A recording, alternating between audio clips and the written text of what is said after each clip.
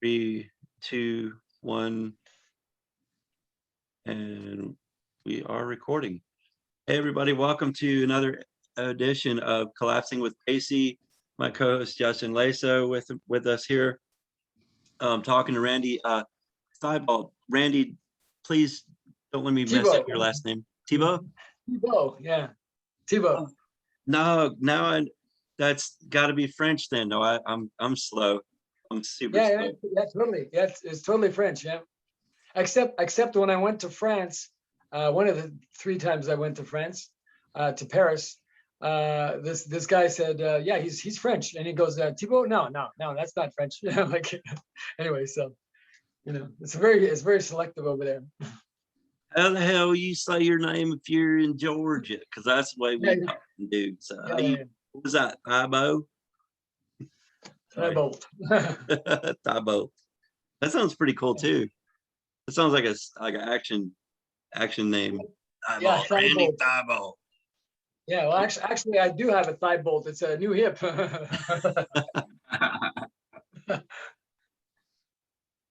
What caused you to have a new hip? That's painful. Oh, wow. Just, first 20 years of my working life was incredibly difficult. I was a timber framer, self-employed contractor.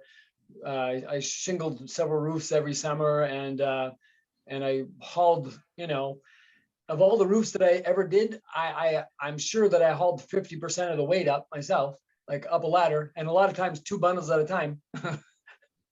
So that's what did it. Because it's only one hip, the other hip's fine. It was my lead hip climbing up the ladder, Yeah, you're gonna wear that one out first, right? Yeah, right on. Yep. Damn. Wow, that's gnarly work, man. Holy cow. I know you still do carpentry though, right? You're redoing people's bathrooms and kitchens and all that kind of stuff every day, right? I'm still a carpenter, but I'm really selective now, knowing what we know. I'm really selective about the type of work that I take on. It just because mentally I'm breaking down as being willing to accept money for someone's overindulgence. So I can't do that anymore. Like I've turned down a really well-paying job that would have been a $10 million single family home, you know what I mean? And I said, no way. Like, and to myself, I didn't say this to them, but I said, like, it's basically like, it's kind of like what they did in Egypt, right? I mean, the pharaohs, they had nothing to spend their money on, so they just built these incredible tombs, right? I mean, that's all there really was, right? So that's what we're doing now, right? And no one's gonna find this shit, so yeah. That's a great point. Wow, that's really cool that you look at it like that, because that you're absolutely right. That's a really, really good connection of the dots and seeing the reality of things over expenditure. Yeah, well, that's my perspective as a carpenter. 30, been working since I was 16, so I'm almost at 34 years, man. Like working, in carpentry, and when you're doing that kind of work, and that's not the only kind of work I do. So that's why I think my perspective is I have a perspective that's worth talking about, because I've worked for every class of people, for the working class people, and obviously that dwindled over the years, because not only with the advent of Home Depot and you can do it, we can help, which was for the most part just selling more junk and having people fuck up their houses, and then I have to come and fix them after. No, pretty much that's what happened, right? I agree. That's because it became too expensive. It became too expensive for the average. They wanted to still achieve all the things they wanted to achieve, but they couldn't afford a carpenter anymore. So that's just it. And so most carpentry went into commercial or really high end stuff, and it's like, I knew that possibility was dying, like somehow many years ago, just watching it happen. Not so much even with those jobs, but also the quality of tools, the planned obsolescence. I'm the guy that changed everybody's garden hose at times, being a handyman. Because I almost every job I did, I was also asked to do many other things. So I just seen the degradation of everything basically, so it's crazy. That's really well the way you put that together, Randy. That was really good, man. And you also you're an artist too. You play music, right? Well, I mean, yeah. So I mean, that's a new discovery for me. I guess it's kind of like therapy, you know. And anybody that's a musician or you know, it recognizes that whether they do in the beginning or not. I mean, it's therapy away from, you know, your thoughts, and it's an ability to you know, just connect with a whole other realm of thinking and feeling. You know, music connects us. You know, and you know, like, 'cause I have, we can get into this later, but I have all kinds of delusions of grandeur of my own, in spite of knowing all that I know too. So, you know, music. You know, I've got it worked into a plan there. You know, but anyway. I think art is wonderful, and it's you know, I've only seen in my lifetime only seen art aside and be more silenced Yeah. as the, you know, as ridiculousness has been promoted. And it's you know, so I think I really appreciate people who do art, music, drawing, you know, poetry, anything like that. Yeah, it's It's awesome. beautiful and it's important. It's an, you know, it's an outlet that we can all, you know, get out and you know what, and I think things are educational, whether it's a song and a lyric, you know, a political cartoon, or just a not political cartoon, but a, you know what I mean, just any kind of Yeah, of art. course. I mean, the political cartoons are, you know, pretty much. It's probably the earliest form of protest, right? I mean, yeah, you know, they did find remnants you know, the emperor's you know, penis on the walls you know, these ancient Roman cities. So yeah, definitely, it's to complain about the status quo. And you know, it's why there's been so many prophets that come along over the millennia that have been, you know, murdered and silenced and ostracized and ignored. And you know, and that's where this Ghost of Diogenes writing handle, that's my Twitter handle too, eh?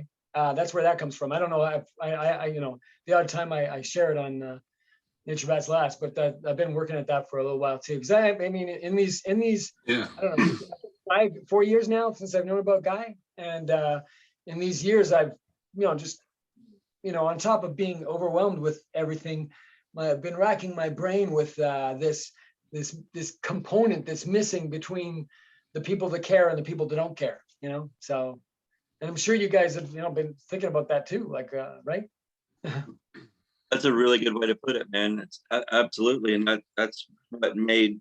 That's why when I came across this information, it was already information I was looking for, but no one else was saying it. No one else was connecting those dots, and Yeah, I knew that there had to be a scientist out there that could lay it out and tell what's really happening, what's really going on, and I knew that that wasn't going to be easy to find, because I knew that was going to be a lot of investigation to, and a lot of people found Guy a lot easier than I did. I looked for quite a number of years, so you know, before I found that info, and yeah, I had known for at least 2 to 4 years prior to that we were definitely done.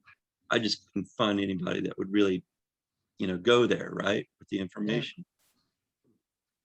How yeah. did Well, I you? guess Joe, What kind of mindset were you in when you and what were you looking for when you found that?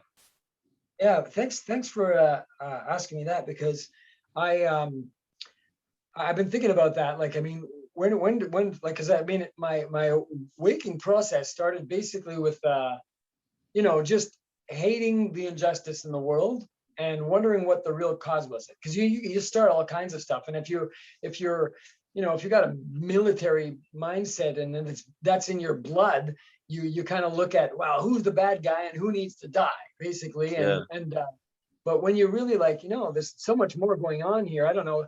I guess the first so I started with Howard Zinn and Noam Chomsky, and but then I started to, you know, being like, okay, we're killing the planet, we got to do something. And then it's like, these new energies we have to implement them, and then all these people who, you know, who appeared to be, you know, like a Republican type people that are, you know, anti science, you know, or at least I perceived that their comeback was that, you know, all these batteries, it's not feasible, and then all this stuff, and the windmills are like, it's none of it's really going to work because there's all these things wrong with them. So then I researched those, and sure enough, they you know, they were right about a lot of things.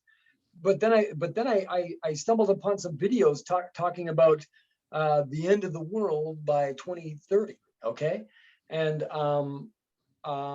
so, you know, and they laid it out as you know, pretty clear. And you might have seen it too. It was like, it was a pretty good production, part animation, like, you know, quite a few you know, real images about industry and all this stuff. And they talked about oil, and they describe about the peak oil, and peak oil happened in the 70s, and, you know, peak for the States happened in the 2000s, and how it was all going to come to an end, and there was no energy to provide for the world, which had, you know, surpassed its demand and ability to maintain itself. And then you just start to really, it just all clicks together. I mean, like, I as a carpenter, the only way my brain works is in a three-dimensional world. Like, I mean, it's the reason why I'm able to, like, I'm so bad at so many other things, like what Justin does, like being able to compile data and follow data that way. I can't do that at all. But if you tell me the structure of something, I can see things that way, you know. So I can see you know, I as a builder, I understand it's got to be a good foundation, and then it has to all add up. But, you know, mathematically, our world doesn't add up. And then, you know, I just kept looking through those videos and found Guy, and it's like, wow, like that guy just spoke the most truth I've ever heard, you know, like that, you know, I believe no one could stand up against it, you know, because he just describes what it is. And, you know, that's it. It's pretty straightforward when you allow yourself to be honest with yourself and the truth, you know. So how's That's that? yeah, it was really well put, Randy. You know, that was part of, I think we all kind of have to have that, like you were talking about, you have to already have that mindset in that we're not living properly. Everything is a lie. Everything is a mind game. Capitalism is a lie. Money isn't real. And we send our own kids to war, to other places, to take all of their resources and labor, and kill those Just to people. maintain. And we completely don't allow ourselves to connect that reality. So therefore, everyone else around us, right, lives just in this fake world, and we are the ones that are aware. You know, we see the maze that we're trying to find, and they're plowing through the walls because the walls aren't important. But if we knock over those walls, we get in trouble because of whatever class we are, you know, our color. I mean, obviously, we're pretty privileged. We're all white, but we're not rich either. So we don't have the privilege to like go kill people and make money off of it, which is totally insane, right? And that's the world that we live in. So we've just overpopulated and overshot and destroyed you know, everything, burned all the fossil fuels, put them back up in the atmosphere. So yeah, it's just it's an It's insane. incredible. And It's here, incredible. and here we are at the end, and like we're the only ones talking about it. It's so like it's goofy that we're the only ones dealing with reality, Yeah. and it's difficult to interact in any way with normal people at this point, right? It's just weird. Everything's just so weird, right? Yeah. But artistically, you know, like it's too late for this now. And I know that hindsight's 2020, but like artistically now, like, you know, I feel like, God, I wasted so, if I only would have known this in my 20s, I would have known exactly what to do. I would have put everything, because I don't have quite the energy anymore, or connections, or all that. I mean, I had to learn to speak, for Christ's sakes. I couldn't articulate, even if I did know then, I wouldn't be able to articulate as well as I can now, because I had to, you know, I had to I had to get those words in my mouth, you know, I had to get those words in my heart, in my mind, and understand what I was saying. And it's pretty, once you do that, it's much easier to articulate it. But, you know, people are just, you know, people are pretty much robots, right? Like they're just living this life of suffering and indulgence and boredom and self-pity and unappreciation, and just disconnect from the reality that's really making all that difficult and meaningless. Yeah. Well, there's kind of a huge fog generated by the system that kind of keeps us in this state of distraction and Oh, confusion. yeah. Kind of eases on that transition. I feel like all of us kind of even kind of rejecting that paradigm, we suffer from it having been from so long. The long-term effects, short-term effects. Yeah, yeah, yeah. Over generations, you know, hundreds of years, even really thousands of years Yeah. of that, just going, you know, that way of thinking, that way of living, ignoring the facts and the truth, and that we are part of this world and we can't split, you know, we have. So yeah, a century, hundreds of years, thousands of years later, of course, you know, like I like to, someone pointed out once that you don't even really have to be, it was one of the old Nature Bats last co-hosts back in the day, Mike Silver or something, said that you don't even have to be a scientist to see that we're going extinct. Just go to the mall and look at how families treat each other. Yeah. And that was pretty powerful to hear something like that, because that resonated with me pretty heavily. Yeah. Yeah. And you know, I you know, speaking from experience, you know, I can see degradation in children and outlooks and you know, empathy, and it's you know, I can see it, you know, through through second families that I've had, you know, in relationships, and it's yeah, it's heartbreaking because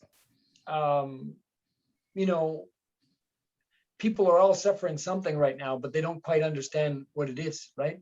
Like they're and with COVID, everybody's pushed indoors to be entertained, you know, stimulated, and that's not living. No part of that's living, you know. And yeah, there's no plan to come out of it any better. You know, people you know, they just want to get the machine running again, you know, and it can't. It's like I really don't think it can. I really don't think it can be normal like that again. I don't think it will be. I think that I think the gig is up on most of the way the economy worked.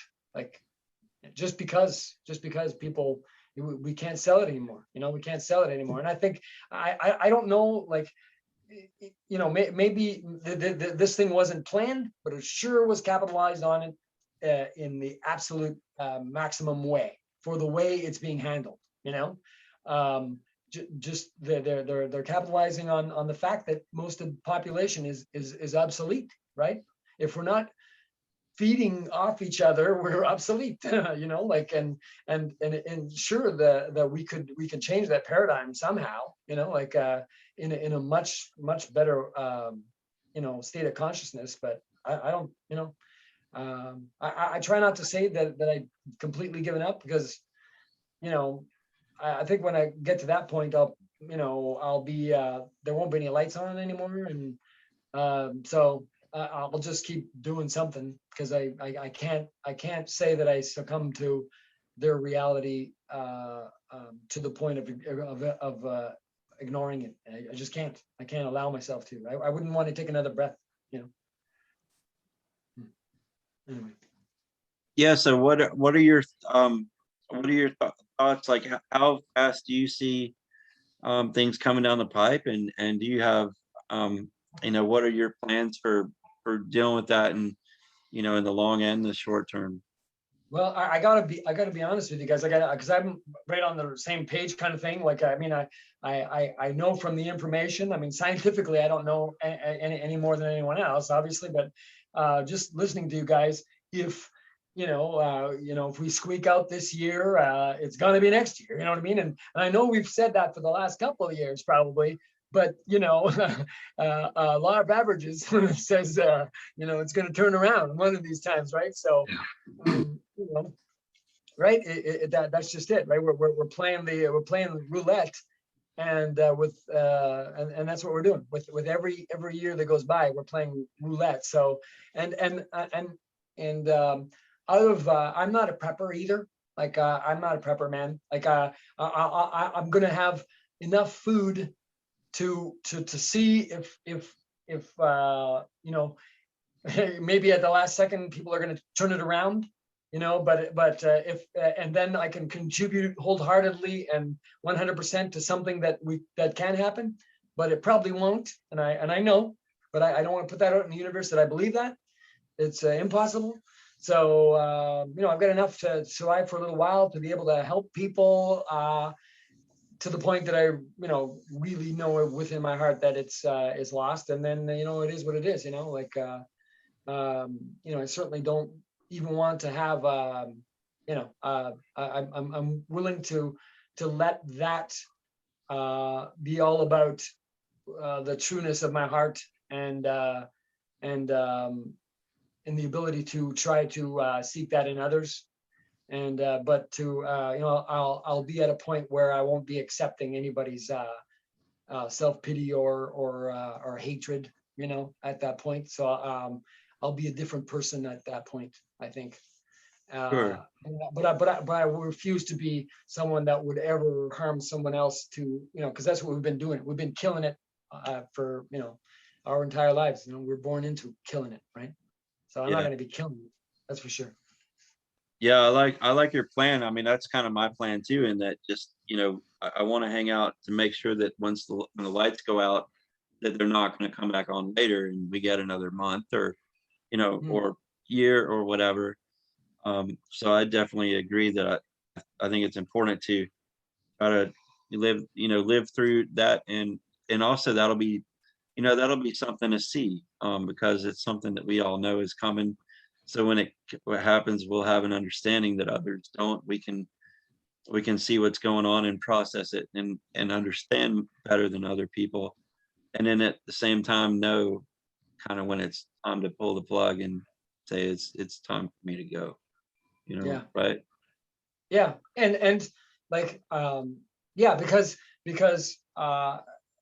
we know we have that advantage to if anybody really wants to be like anybody that we can help understand, like, and I'm going to take out the opportunity to shame everybody that's continuing to just ignore it. I am going to shame the fucking shit out of them, and say, this is what you guys ignored, enjoy it, but it's going to be chaos. And if you're still living comfortably, know that you were on you were those that just contributed the most to hiding the truth about how we got here. And I don't know, maybe that'll be my satisfaction.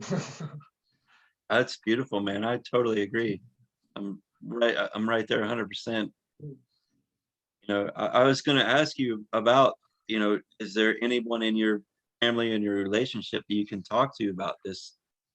Not really. It's too heavy for everybody that's I'm in family. Like I guess I have a couple nephews that have that they understand, but these are young guys with kids too, right? So they gotta they're very careful about what they talk about at home, I guess. But and me too. I mean, I don't go around saying it in front of the kids, although they're social media savvy and they certainly could do the research if they wanted to. So I don't know. Like, so I guess I'm both hypocritical in that sense too, right? I mean, but I'm completely open. My Facebook's been open for about 5 years now, and I've been just posting this stuff. So anyway. Yeah, I think it's cool to be an open book. You know, I just think that that's really relevant. Like even in the early days of the internet, and there was these like chat rooms, people would sign in on, you know, alias names, you know, names that Yeah. they had given themselves. They're like, Yeah, right. and it and I was either like me, or you know, if I was just trying to fuck around, I'd just come up with some ridiculous, disgusting name like Tasty Afterbirth. And that was like my first name on a motocross forum, was Tasty Afterbirth. And you know, 3 people thought that was funny, so they talked to me. So that was kind of fun, you know. Yeah. Well, I remember those times. I used to be a big time boxing enthusiast too. So I used to chat on boxing sites too. And then, but to talk about everything though too, right? Right. Yeah. Yeah. Anyway. Oh, so what about you know, so you kind of know that, well, you kind of are on the same page as you know this, it's pretty much game over at this point. Have you been able to get your bucket list stuff crossed up, or do you still have more I'm stuff still, you're trying to do? yeah, I still want to play in a band. You know, I'm still a solo guy right now, so I still want to play in the band. I thought actually I wanted Those are to. good time. Your acoustic stuff is awesome, man. I I think want that. I want that, Justin. you I could want totally to. do acoustic too, I think. Yeah. Oh yeah. Yeah. That's definitely. You know, I'll take it any way I can get it. I guess I just like to perform some songs with somebody in front of us, even if it's small group, and but just you know feel some real creative energy and in the moment energy with some other guys or girls, or and just you know just add and take that off the list. But I've actually written a few songs, and that was on my on my bucket list too. And Sweet. yeah, pretty sweet. Yeah, I didn't think it was possible, you know, and I didn't think. I used to think as somebody who played metal, I used to think that only certain people had the ability to sing and play. I was just just so stupid, you know. I thought, you know, I'm just not that guy. I'm a lead guitar player, you know, like I can shred, and so I didn't learn how to even strum. And then I had that hip operation and all the difficulties leading up to it, and so I had some time to pick up the guitar that I bought off my son, and both my sons inspired me to get into playing again, and it's been 2 years of bliss. Yeah, that's cool. I know Justin talks about that a lot too, man. He really wants to, you know, play some last shows, and it's, you know, it's hard in COVID to get stuff booked. Yeah. And What have you done, Justin? Where did you play, in school or what? What have I done? Well, my dad studied music, and he played piano. He plays organ at a church. So I always grew up I heard that. with songwriting and music around in my house and in my family. So it's something that I started doing when I was like a teenager, and I started getting into playing in metal bands. And so from the time I was a teenager to now, so about like 10 to 12 years, I've had like a few bands. You know, one came along for a couple of years, didn't work out, did another one. The last, I have two now, but everything kind of really got curtailed right away with COVID. I played a show in Philadelphia to like 200 or 300 people, opening for a couple big, bigger bands. Yeah. February of 2020. And then I had like 6 or 7 shows between my one band, Acrolean, and my other band, Grim Thinker, with a couple at the same time, you know, one just one band, one just the other, and then one was like both back to back, and they all got canceled because of COVID. So it was just like really difficult. My band Grim Thinker's playing a friend of ours, like a garage show, I think this Friday. It's like a handful of people. There's some quiet little thing. That's the only thing I've been able to do for a long time. Yeah. Besides, Well, I'm still, you're still very lucky, you know. That's awesome. Yeah, I can't imagine. Like it's so picking up a guitar, it's and playing. The whole purpose of this was to. I knew that I wanted to. I knew that nobody was talking about what I wanted people to be talking about. So I knew that I had to get past, because I was pretty shy guy. I don't seem shy when I'm in my comfort zone, but I'm really shy, or I used to be really shy. And I knew that I had to get rid of that. So I started going to karaoke, because I could carry a tune. And I started going to karaoke, and then realized I was pretty good at it. I was in the top tier of talent, at the karaoke bar. So I'm like, hey man, I'd like to sing in a band, And then I think around the same time too, I kind of found out about Guy and the whole truth and all that. So I'm like, hey man, I want it to be on my bucket list.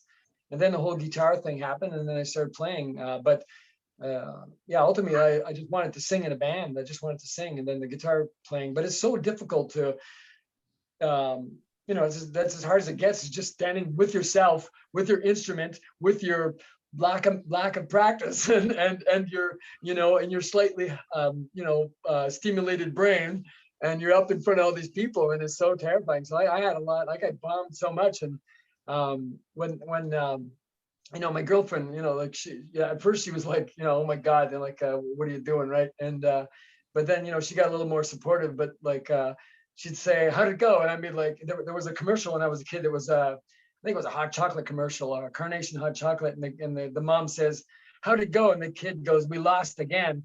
And she goes, well, did you have fun? And he says, yeah, I really like hockey, like. And so that when I walk in the door, and I'd say, yeah, I bombed again, but I really like hockey, so anyway, it's a good time. Right on. Yeah, that's an experience I've had. The first show I played with, the first band I formed with friends, was a metal band.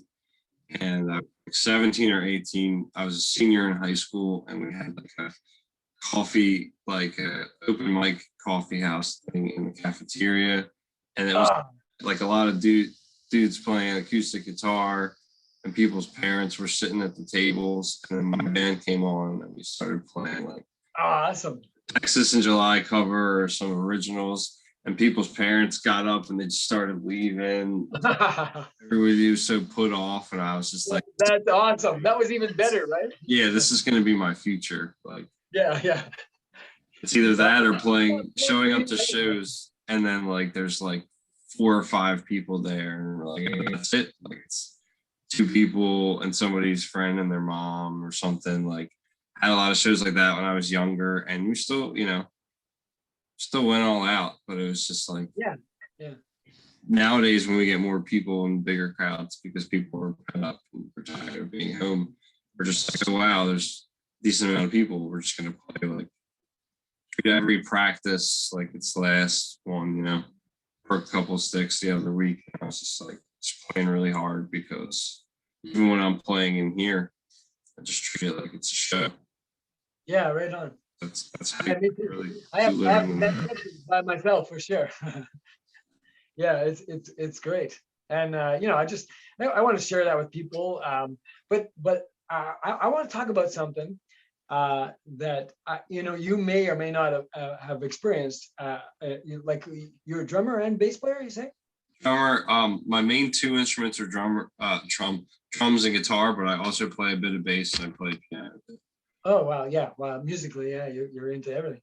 But the interesting thing, there's an interesting dynamic with people that and maybe it's just because it's become so common for people to get into singing and playing guitar, but it's really odd. Like, 'cause I realized that there was a friend that played, and people get awkward when you go somewhere and play guitar. They're awkward about how they're supposed to react to what you're playing. Hello.